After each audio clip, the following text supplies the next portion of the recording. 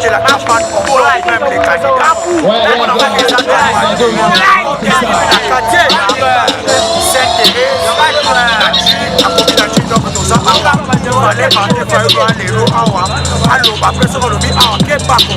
Mais voilà, on lui a bloqué. On continue à faire notre travail, on ne sait pas si ça va venir.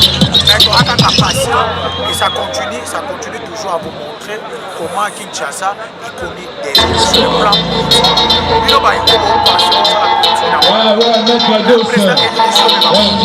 Dans la politique, il y a beaucoup de choses. Il y a beaucoup de choses. Pour moi, ma mère a toujours raison. Si elle t'aime pas, baisse ton mari.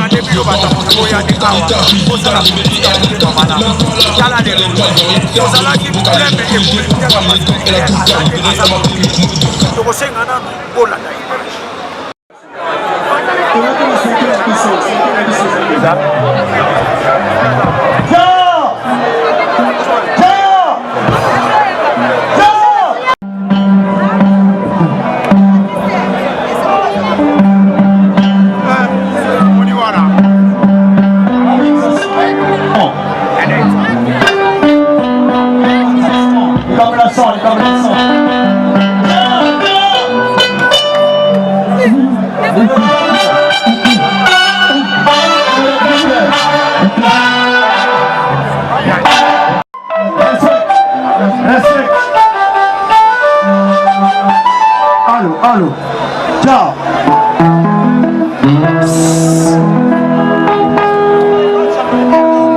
Zambia Africa.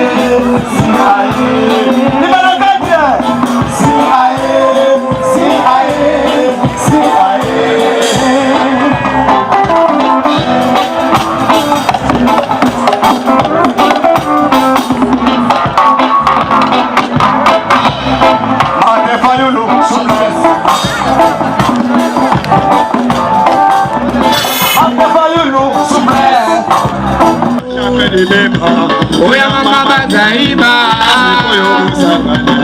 Obengi odelemi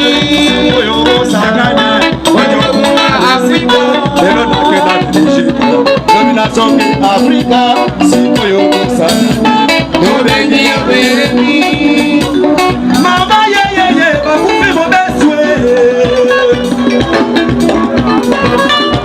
Mate abatana mo baliye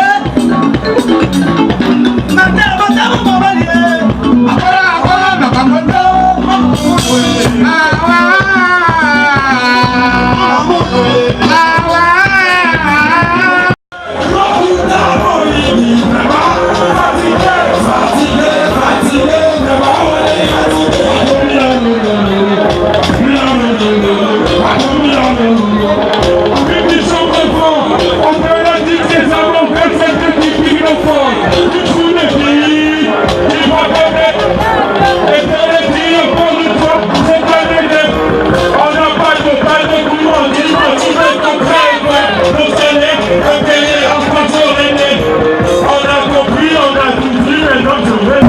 bonjour. Bonjour cher ami. Vous êtes candidat provincial à la commune de Guéréguéré. Aujourd'hui, c'est l'arrivée de Martin Fayulu à Kinshasa. C'était déjà preuve que le meeting est là. Mais qu'est-ce qui bloque jusqu'à maintenant? Bon, comme vous l'avez dit, je suis Kabakaï Prince, le candidat de la dynamique de l'opposition, donc de l'ECD à Guéréguéré, au numéro 18. Eh bien, aujourd'hui, nous avons prévu un meeting avec notre candidat président de la République, Martin Fayulu Madidi. Il doit arriver incessamment, il est bloqué à Maluku par une barrière de la police, nous ne savons pas pourquoi. Alors que ici, la foule est en train de l'attendre pour qu'il passe son message. Nous sommes en pleine campagne électorale. Alors nous sommes confiants, nous savons qu'il va arriver et il va adresser son message à la population de Kinshasa. Mais il y a eu des policiers qui étaient venus ici. Quel a été leur message concernant vous? Non, en tout cas, moi j'ai personnellement parlé avec quelques responsables de la police ici. Ils ont dit qu'ils n'ont reçu aucun ordre en empêchant le meeting. Donc ils savent que le meeting doit se tenir. Voilà pourquoi nous sommes là depuis 10 heures. Et vous voyez que la foule est en train de festoyer en attente du soldat du peuple Martin Fayulu. Donc ce qui lui a bloqué plutôt c'est l'embouteillage? Non, je dis qu'une barrière de la police bloque le cortège du président vers Maluku. Et nous ne savons pas pourquoi. Parce qu'il est candidat, il est en pleine campagne, nous l'attendons ici pour qu'il s'adresse à la population. Mais nous savons que dans peu de temps il va arriver parce que nous sommes déterminés et le peuple congolais est déterminé à ce que Martin Fayulu devienne le président de la République pour un changement radical dans ce pays. Merci beaucoup. C'est moi qui vous remercie.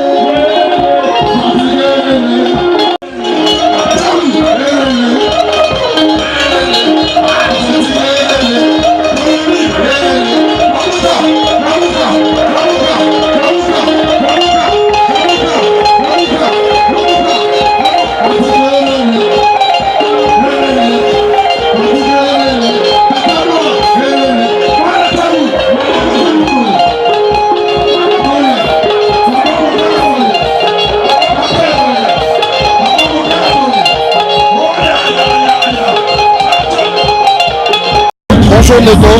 Tout le monde est Elongi, depuis RD Bozalakia. Elongi normal.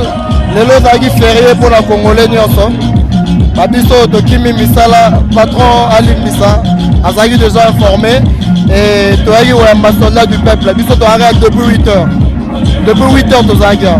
Donc Bozalakia, mais qu'est-ce qui bloque pour moi Namboka, les soldats du peuple à Koma Awa? Non mais soldats du peuple azobangisa makasi. Toyoki bandeko baza kuna bazo informé biso que Kabila, André Gimbuta et surtout que c'est un communiqué signé par la présidence Netozora que va interdire la manifestation populaire nyonso. Et pourtant toyebi loi électorale et kati campagne mokolo alelo te. Campagne aussi là selon la loi électorale le 21 si je ne m'abuse. Alors alobi à notre grande surprise pour la soldat du peuple Azoya que le meeting est interdit tozoka moi mais toza tozozela kozozela randeko soye bisabisonan oye abandakala c'est que makambo baoloba mwana mboka Fayulu aza eloko te soki aza pene eloko te mais ba bloqué vraiment attaque yo soldat na ye okoyebisa bato na balobaki Fayulu azobangisa tokoyebisa bango nini?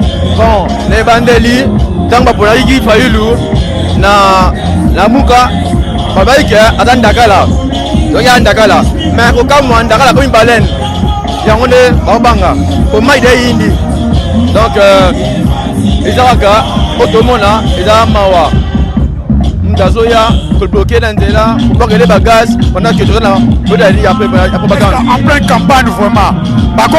En pleine campagne comme ça. Par contre, maintenant, bloquer pour tout, ça la campagne a été. Non, non. Balobé qui bien, doit la la campagne. Donc, moi j'ai l'année à vie, tu te comment, jour élection. Mais pour tu vois, Kakuna, Kassai, il va Koufa, Lumbaché de Baokoufa, ça m'a passé. Donc, il y aura de l'Obaraka. Ouais, bonjour. Faut vous présenter s'il vous plaît. Vous présenter. Moi c'est Aloïs Niemba. Je suis candidat député provincial à Gitambo. Donc vous êtes des dynamiques de l'opposition avec Martin Fayulu. Je suis membre depuis sa fondation de l'ECD, le parti de Martin Fayulu. Maintenant, candidat député, qu'est-ce qui bloque? Qu'est-ce qui bloque? Parce que depuis 10 heures qu'on est ici, Martin Fayulu. Aucune information officielle à vous donner. Je ne sais même pas qu'est-ce qui bloque. Je suis là depuis 14 heures. On ne nous dit rien. Eh bien, il n'arrive pas, la délégation n'arrive pas. Je ne sais pas pourquoi, je ne sais rien vous dire. Est-ce que vous comptez toujours que Martin Fayulu viendra ici? Mais Kinshasa, c'est sa ville. Il a sa résidence ici. Où est-ce que vous voulez l'envoyer encore? C'est ici qu'il va dormir, il sera là. Quelle que soit l'heure, il va rentrer dans la ville et il sera là. Alors, vous aussi, vous êtes déterminé. Oui, moi je l'attends, jusqu'à ce qu'il arrive. Est-ce qu'on ne peut pas subir peut-être les choses qui s'est passées au Katanga ou à Kindu? Ici à Kinshasa, son fief Kinshasa. Ça va poser la question à ceux qui gèrent le pays. Ils savent pourquoi ils font ça. Mais moi, je pense que nous sommes dans une démocratie. Et ce petit jeu-là, en tout cas, n'est pas de nature à améliorer le climat politique, la scène politique ou le climat politique sur le terrain. Merci beaucoup. Je vous en prie. Toi, ce que l'élection est en tant que peuple congolais, au conseil de la continuité de Kabila, au moins une réaction en tant que peuple. On a continuité. On est église, le roi comme cette église richesse. Likatenda, Akufa, Bumba, alors ça a continuité. Moi, na boa continuité. On est un royaume. Les églises, c'est pour la continuité. Et ça détruit sa multité. Et ça pays. Ce qui est 23, elle est CKT. Tout c'est l'article 64. Peuple congolais. Tout se prendre en charge. Tous ceux qui ont la ligne à la porte au Congo, ils sont candidats députés, ils sont membres de la dynamique de l'opposition. Aujourd'hui, il fallait Martin Fayulu Aya Awa, Aya Koloba, n'est pas où dans la province. Mais qu'est-ce qui a fait que Nakindu va bloquer, Katanga va bloquer, mais un peu Kinshasa na fief ne va bloquer. Mais je pense qu'aujourd'hui, majorité présidentielle, Bazobanga Makasi, Bazobanga phénomène Fayulu. Obi, tant que tu bani masolo, Balobi qui Fayulu a ébanité, Fayulu a la base puté. Makamwe Salamaki na Kisangani, Ata Kabila, Atondisa, Kisangani Nengonate, de Koti na Bunya scandale, na Butemo, na Buta. Tant que tu n'as pas Sambouissa, Shadari, Nanaku Naye, Baché, comment on appelle, hélicoptère na tarmac, char de commande à tarmac pour candidat du peuple Martin Fayulu à Kitate na aéroport Yakindu. Toké na Katanga babomi batu. Toké na Kolwezi babomi batu. Ti baboyi toké na Kalemi ba détourner avion à président Fayulu et Kiti na Goma. Malheureusement, aujourd'hui majorité présidentielle et Zobanga, le candidat du peuple, Martin Fayulu m'a dit oh, tous ceux qui ont voté dimanche le 23 décembre. Donc, les Nina Tongo, tous ceux qui ont Congolais, président Naé et commis Martin Fayulu m'a dit. Voilà. Alors, on comprend maintenant que Martin Fayulu a adhéré avec ou sans machine. Dès qu'on a eu, dans Genève, Bangon Setouana, signé qui pour machine on a voté, tout ça les langoté, Bangon Nyoso. Bisous dans la mouka, qui clairement, tu repères sa mot d'ordre à partir de lundi. Tu qui clairement que l'opposition doit boycotter l'élection. On a été clair, on l'a dit. Ok? Tu sais qu'il y a la machine, mais tout le monde a s'entêté. Tu le dis ok. Le quoi là, tu dois boycotter l'élection, tu sais qu'il y a une élection. Mais bisous dans la mouka, tu as la stratégie moko. Tu le dis dans Congolais. Dimanche, Oyo, aux amours de Martin Fayulu. Aux autres qui ont voté M. Martin Fayulu, de l'Obiboé, Lata et la Maya Pembe, Moutounioso Olinga Martin Fayulu, Ozali Mouta Martin Fayulu, ceux qui ont voté, Lata et la Maya Pembe. Ozali message de paix, tous ont lancé la majorité présidentielle d'abord. Parce que Balingi ko bomba congolais. Idée na bango ezali ba bomba congolais. Makila etanga pour justifier chaos na kata RDC. Je le dis clairement. Ozali Mouta Fayulu, Lata et la Maya Pembe dimanche oyo, Lata qui teni a Pembe na Mbutu dimanche oyo. Mais qu'on permettre biso Mouta Fayulu Tokocha ba témoin à chaque bureau de vote. Dans chaque bureau de vote, ba témoin na biso tant ba romona budalati pembe a cheki tena pembe na mutu, to bi ka Mouta Fayulu to zo compter 1 2 3 tina 500 tina 1000. Na suka nango to ça la comparaison. Na nombre ba to biso to tangi na nombre na bango na machine à voter. Donc nous disons clairement aujourd'hui oui. Mais Negonangai, naïbisio bien Kobanga et Zosalabango. Mon frère, je te l'ai dit, Babani ko bloqué biso déjà à partir ya Kindu. Ba bloqué biso à partir à Katanga. Encore à Kinshasa, Bakangi président na Maluku. Mon frère, Bazobanga nini. Bazotina ba jeune à PPRD, ba beta, ba militant ya Martin Fayulu mabanga. Ba policier bazo attaquer ba militant ya Martin Fayulu. Bazo beta biso ba gaz lacrymogène, bazo beta ba balle. Je pense qu'aujourd'hui il faut être clair, mon frère. Martin Fayulu est comparable à David. Vous comprenez? Et tu as vu que David a bombaré Goliath. Les gens de Congo, Goliath n'a pas le régime Kabila. Oh, il faut et impérativement. Merci beaucoup. Na moni pe maman aza candidate. Maman sikoyo bino ba maman bokoti makambo. Mais tant obi ba maman bino bozaka na douceur. Tant on a ba brutalité na moment oya mapona. Mais tant que maman candidate aussi. Qu'est-ce que ozo kandisani? Bon, biso ba maman to koti likambo oyo. Oya yambo biso nde ba maman to bota kabana. Biso to kumba kabazemi. 9 mois otamboli na yango. Kino ba souffrance nyonso na suka oboti mwana tango oboti mwana ozozela nini oyebi ke na mwana boti na France na résultat il faut ezala yo positif ezali résultat négatif te sika awa nde tozokenda na maponomi na biso biso to telemi tozozela 2018 oyo na le 23 décembre topona mokonzi oyo akomema biso na mbotama ya sika parce que tonyoka mipe mingi toboti bana ebele bazotanga te bazolia te bana bakomi bakuluna bana bakomi kosala kidelinquance moko eza na tina te. Est-ce que maman oui papa est-ce qu'on a ndenge ba bloquer Martin Fayulu na fief na ye na kindo esalema ki na katanga esalema ki on comprend mais na fief na ye ba bo meeting esalema na moment ya campagne électorale ça vous dit quoi elobi penani? Bon ngai elobeli ngai bo c'est-à-dire que babang bazobanga Martin Fayulu parce que to bengi lelo phénomène bandima kite balobaki ete azali na base te oyo koki ko voter mais d'emblée ba moni ete mutu ango akomi na ampleur moko inexplicable yango wana bazobanga soki Martin Fayulu niati awa donc population oyo kozala awa ekomela bango vendredi. Donc bango fali bako melama bako koka kotelema te yango na bazobanga ba bloquer ba boyi akota te po alakisa te na peuple congolais comment pécher.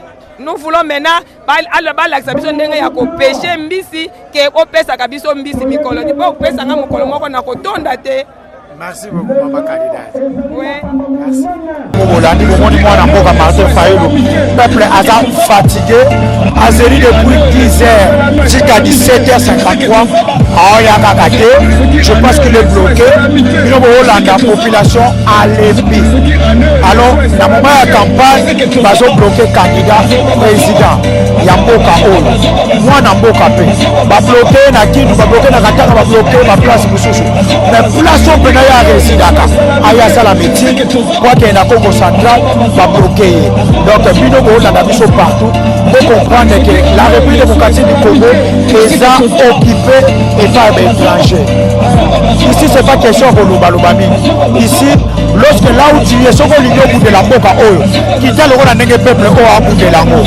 Dans la Toya qui a bandé misère, peuple a l'épi, peuple il est fatigué. Moi aussi, je suis fatigué avec mon caméraman. Donc, je vous dis tout simplement, l'image, l'image de lobby à Momoko. Donc, tout ce que ça va dans la vidéo. Et moi, je vous dis merci parce que vous êtes coaché, scotché et vous avez scotché la www.podosmile.com. Donc, il faut à bloquer l'inimitime Oyo. Quant à moi, je vous dis, je vous retourne. Mais ce que vous avez, la Kika qui est l'équipe technique qui a Romeo Bis, na Denis Mouene, donc na Lemni, Boka et Koufi. Nous Boka et Koufi. Donc Boka est occupé. Quant à moi, je vous dis, vous avez branché à www.com ainsi de suite. biso toyekoyamba président na biso ya sika me toyoki kuna bakangeli ye nzela baboyi akota me biso aza na kati ya motema na biso bamata bakita limero kati ya bango bango bazosala bamitingi na bango bazoe bango baza te me tozokamwa na oyo ya Fayulu asali bango nini